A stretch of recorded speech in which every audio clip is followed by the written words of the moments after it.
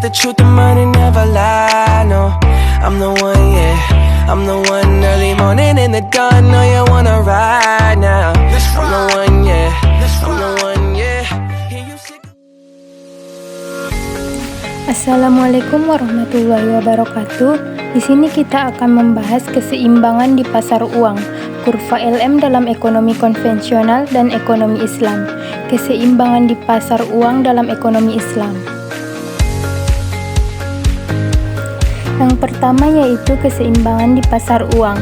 Keseimbangan di pasar uang terjadi ketika permintaan uang sama dengan penawaran uang. Dalam kondisi ini, jumlah uang yang diminta oleh masyarakat untuk transaksi dan berjaga-jaga sama dengan jumlah uang yang disediakan oleh otoritas moneter atau biasanya bank sentral. Secara ekonomi, keseimbangan pasar uang digambarkan oleh persamaan MD sama dengan MS, di mana MD permintaan uang, MS penawaran uang. Permintaan uang biasanya dipengaruhi oleh dua faktor, yaitu pendapatan atau Y, semakin tinggi pendapatan semakin besar permintaan uang. Yang kedua yaitu suku bunga atau I, suku bunga tinggi akan menurunkan permintaan uang karena orang lebih memilih penyimpanan dalam bentuk aset berbunga.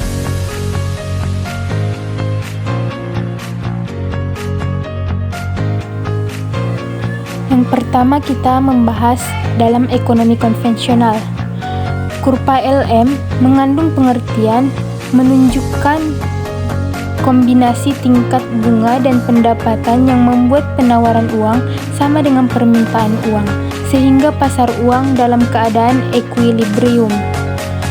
Fungsi kurva LM dalam ekonomi konvensional menunjukkan bagaimana perubahan tingkat pendapatan mempengaruhi tingkat bunga yang dibutuhkan untuk menjaga keseimbangan pasar uang.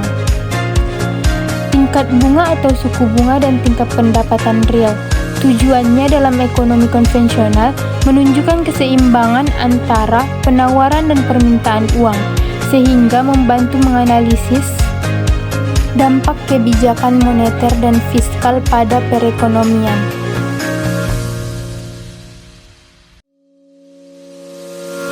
Sedangkan dalam ekonomi Islam, prinsip kurva LM dalam ekonomi Islam mempertimbangkan prinsip-prinsip syariah seperti larangan riba dan mendorong penggunaan instrumen keuangan syariah.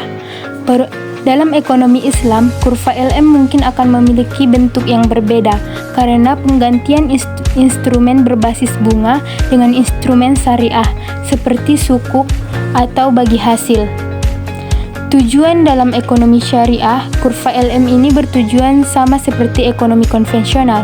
Kurva LM dalam ekonomi Islam bertujuan untuk menunjukkan keseimbangan pasar uang tetapi dengan mempertimbangkan prinsip-prinsip syariah. Contohnya, jika suku bunga tidak dapat digunakan, maka kurva LM mungkin akan menggabungkan rasio bagi hasil atau tingkat margin keuntungan yang disepakati. Jadi, kurva LM dalam ekonomi Islam dan konvensional memiliki tujuan yang sama, yaitu menunjukkan keseimbangan pasar uang. Namun, pendekatan dan instrumen yang digunakan berbeda. Ekonomi Islam mempertimbangkan prinsip-prinsip syariah dan menggunakan instrumen syariah, sementara ekonomi konvensional menggunakan instrumen berbasis bunga. Dalam ekonomi Islam, keseimbangan di pasar uang melibatkan beberapa prinsip yang berbeda dengan ekonomi konvensional. Keseimbangan pasar uang dalam konteks ekonomi Islam tidak hanya berfokus pada keseimbangan penawaran dan permintaan, tetapi juga mempertimbangkan nilai-nilai etika dan moral, serta keadilan sosial dalam distribusi kekayaan. Berikut adalah beberapa aspek penting mengenai keseimbangan di pasar uang dalam ekonomi Islam. 1. Keseimbangan yang berkelanjutan dan adil. Keseimbangan pasar uang dalam ekonomi Islam bertujuan untuk mencapai stabilitas ekonomi yang berkelanjutan, bukan hanya sekedar keseimbangan sementara. Yang kedua, peran uang dalam transaksi. Uang dalam ekonomi Islam berfungsi sebagai alat tukar atau satuan nilai, serta alat penyimpanan kekayaan.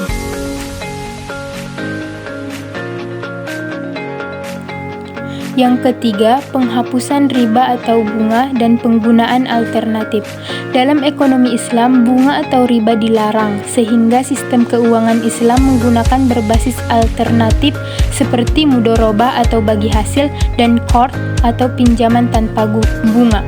4. Keseimbangan pasar uang dan pasar barang. Keseimbangan di pasar uang harus sejalan dengan keseimbangan di pasar barang.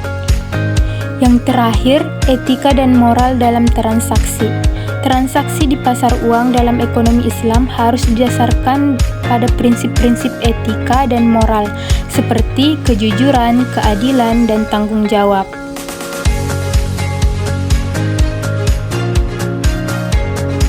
Sekian penjelasan dari saya. Apabila ada kata-kata yang salah, saya mohon maaf. Terima kasih. Saya Suci Adelia Dalumente, pamit undur diri. Assalamualaikum warahmatullahi wabarakatuh.